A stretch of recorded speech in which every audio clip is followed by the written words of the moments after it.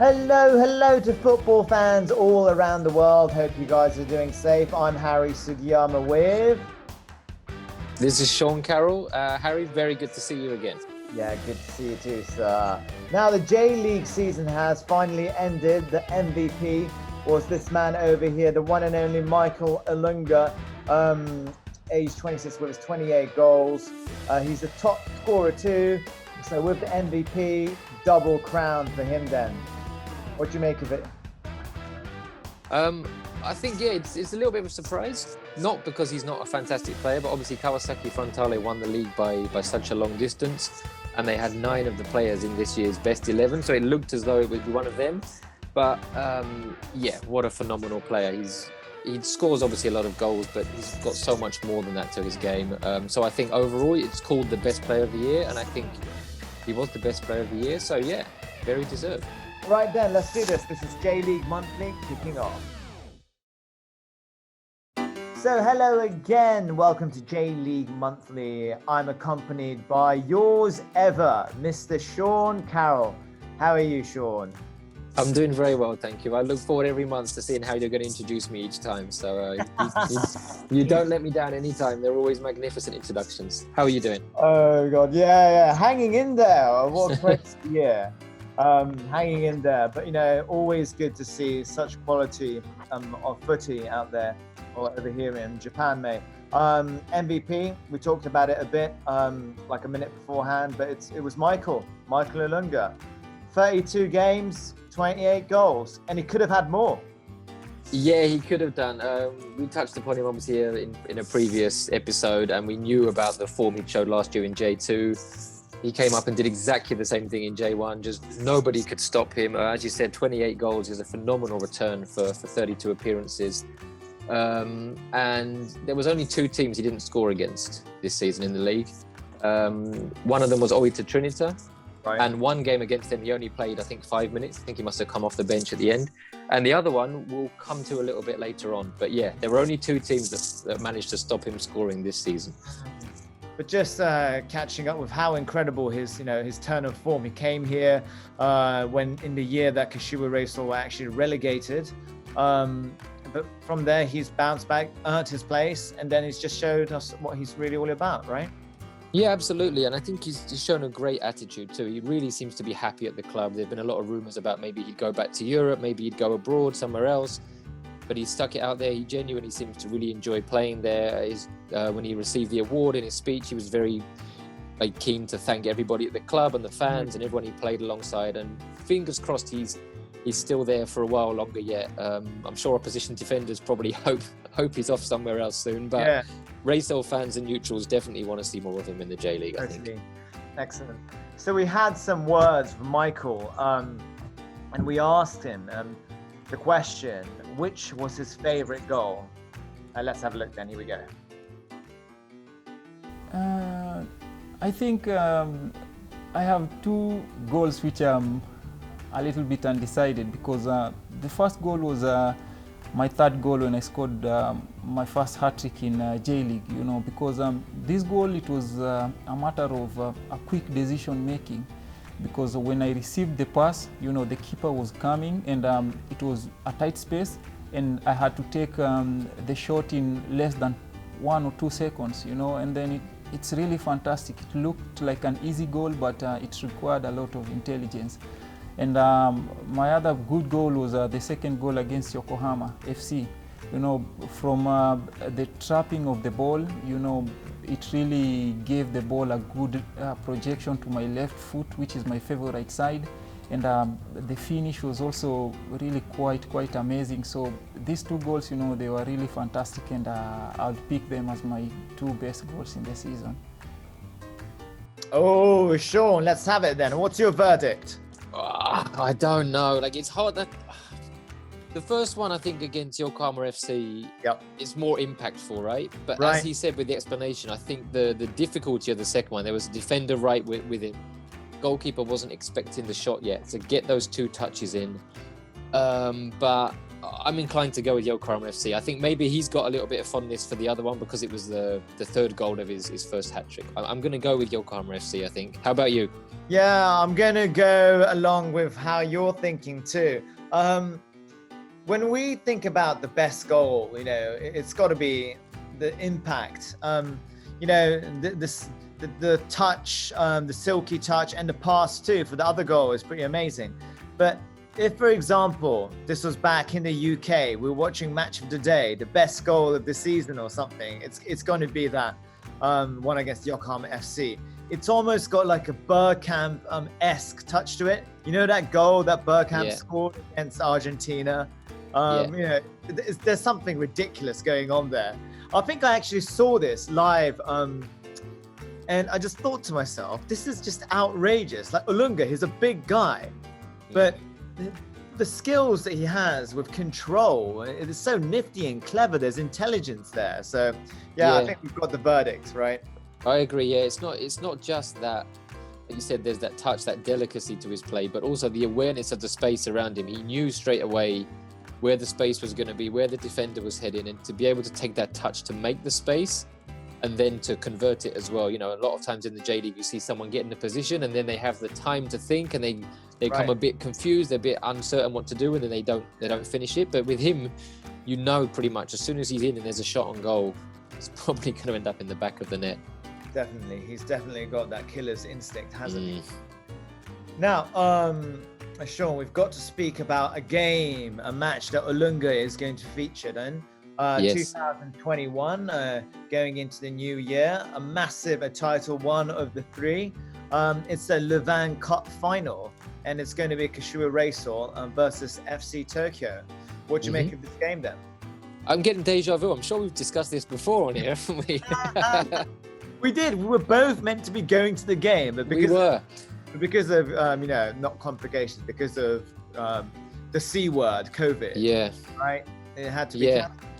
It was a shame that it got cancelled, but again, it's fantastic the J League have been able to rearrange it, and I think, you know, in a way it's going to be nice. Normally this game is the first cup final of the season. It comes relatively early, end of October, start of November, still away before the end of the season, but it's going to be quite nice to have a cup final, the Louvain Cup final, to kind of bring the curtain down, and the fact that it's going to have the player of the year, the top scorer, and as I hinted at slightly before, the team they're playing against, FC Tokyo, he hasn't scored against the net this year.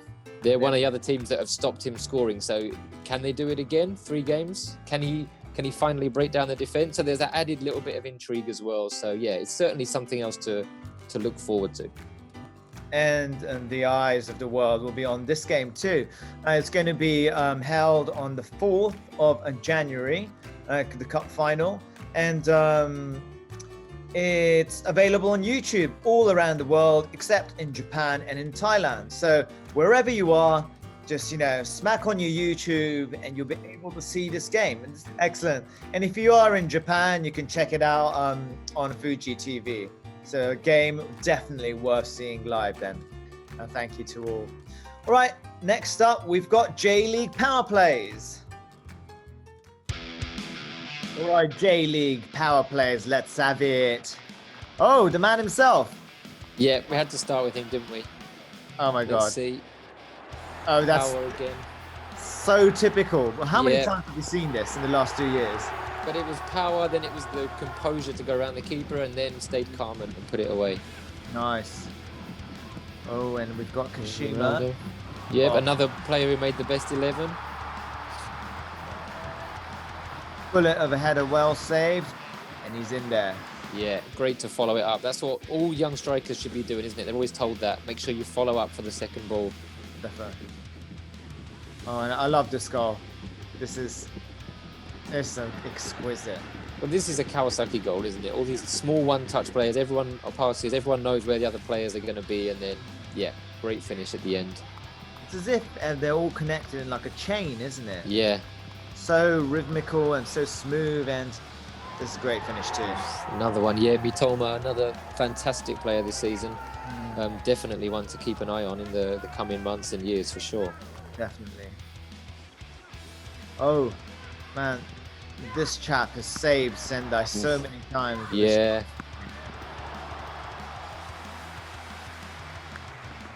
Great stop.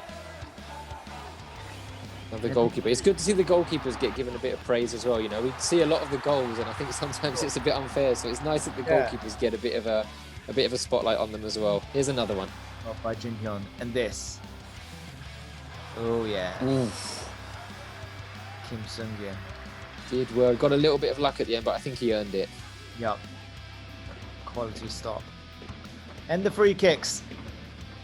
Oh, that is silly, isn't it? Yeah. Right into the far corner. Keeper doesn't know which one he's going for. This one too. This is. Did he go straight in? Too much. Ooh. He looks a bit surprised as well, to be fair.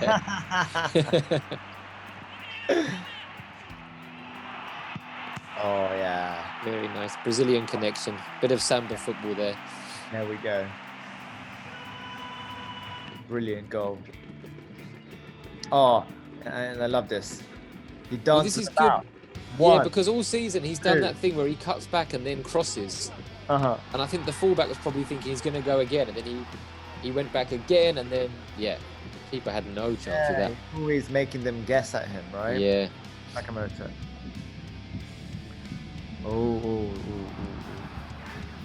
Oh, I remember this. There we go. Ooh. Did he Bit of even do anything? He kind of just sort of let the ball hit him, didn't he?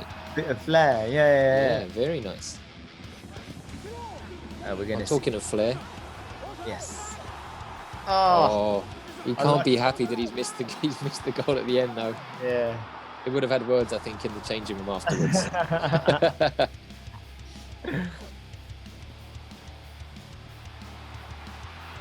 Ooh. This has got to be the stop of the season.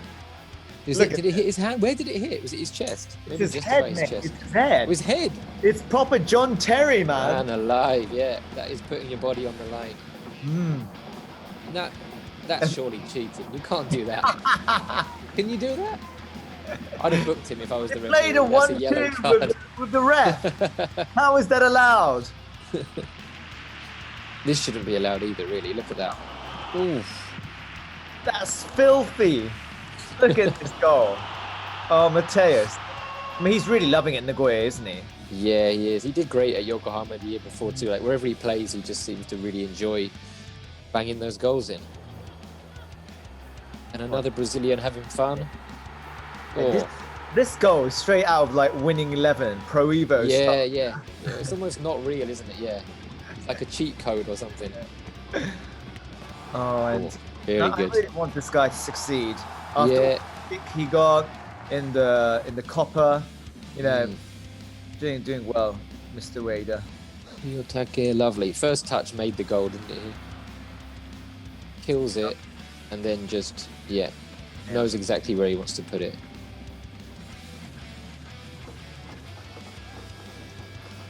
Here we go. Kingo. They had to get him in here somehow. Yes. Oh, you can't really defend against that ball, though, can you? It's like you said before about Kawasaki. They're all kind of connected. He just knows where to put it. Yeah. You don't need to look. No. You need to know. What And you then got. this is the goal of the season. Ah, Man. oh man. Again, like the awareness. It's obviously the awareness is great, but to be able to then actually put it in net, very, very difficult. So yeah, deserving winner. Yeah. I bet the keeper would want to forget that one, right? Absolutely. Yeah. It kind of reminds me of David Beckham. Yeah. All those years ago, right? Yeah, absolutely. Against Wimbledon, yeah. Yes, against Wimbledon. Uh-huh. I think Vinny was playing Vinny Jones in that game. He can't have been very happy about that either, no. Okay, but what do you reckon, man? All these like beautiful goals, but as you said, very nice to have these, you know, flamboyant goals in there, but the keepers too, and that stop in the face, mate. But that's true think- bravery.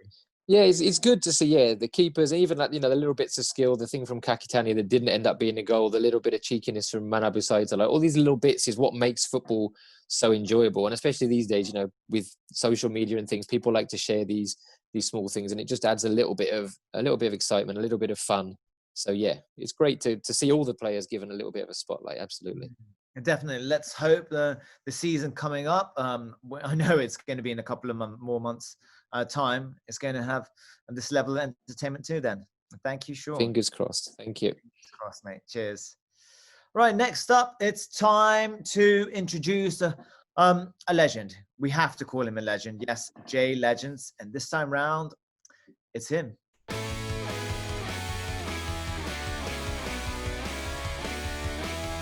Dragan Stojković, with his dazzling flair and technique, they called him the Pixie. Pixie came to the J League in 1994. A year after the start of the league itself, aged 29, he joined Nagoya Grampus. He quickly became a fan favorite with his sublime skill, and many would remember this famous scene in the pouring rain imprinted into the history of the J League in the heart of many. The year after that, under the management of yet to become world famous Arsene Wenger, he shines.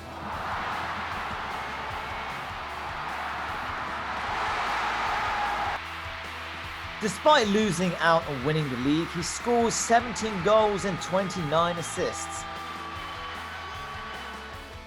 thus becoming the MVP of that year. And from there, he consolidates his position as a J League legend.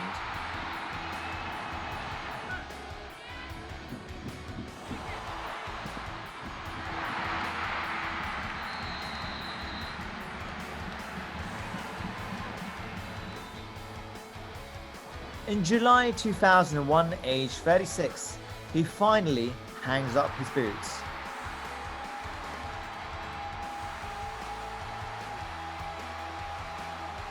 Minasan, あなたたちのことは一生忘れません。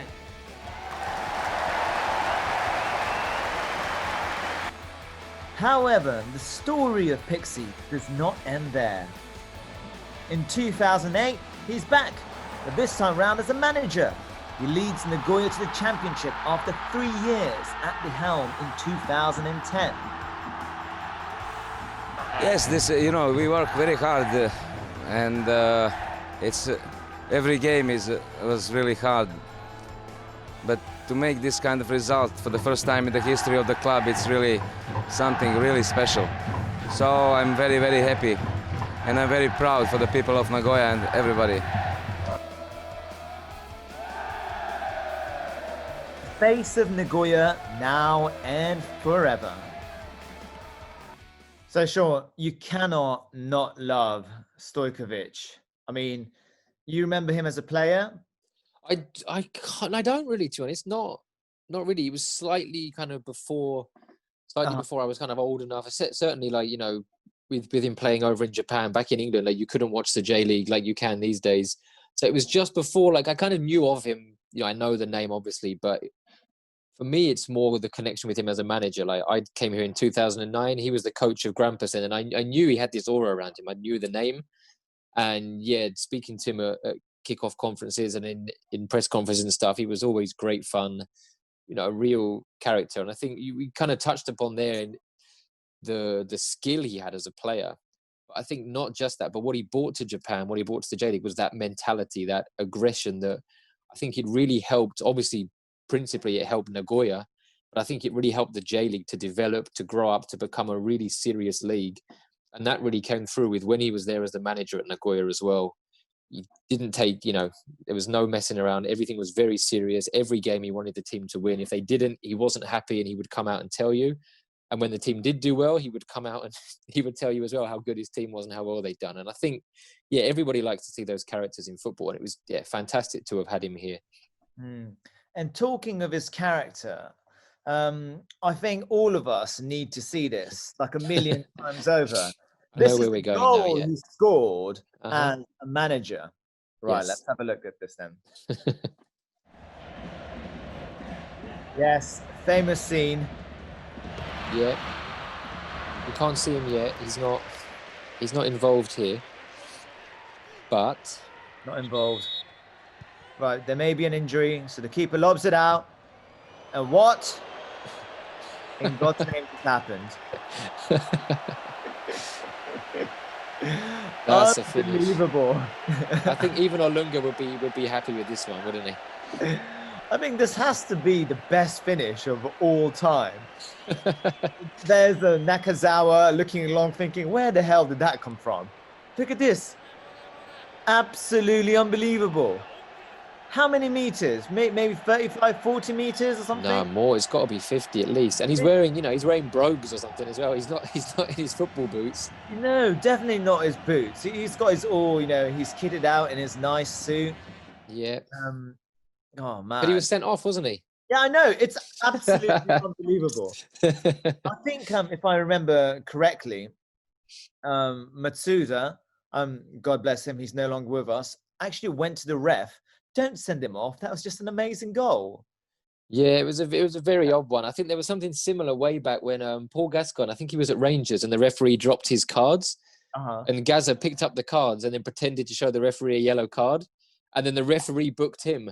So occasionally, I think maybe referees, we can see everything from the side and we get the context that these things are being done in. Maybe the referee thought that Pixie was angry about something and maybe he didn't quite get it. But sadly, he was sent off. But if anything, it makes the story even better, doesn't it? It adds another little twist at the end.